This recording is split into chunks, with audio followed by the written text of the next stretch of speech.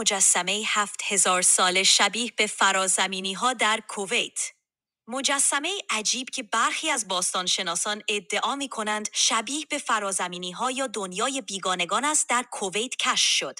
اساساً مطالعات صورت گرفته قدمت این مجسمه به هزاره ششم قبل از میلاد برمیگردد. داله هر چند که باستانشناسان معتقدند این مجسمه نخستین نمونه‌ای در نوع خود در کشور کویت محسوب می‌شود است، اما یافته‌های مشابهی از این مجسمه در منطقه بین‌النهرین مشاهده شده است.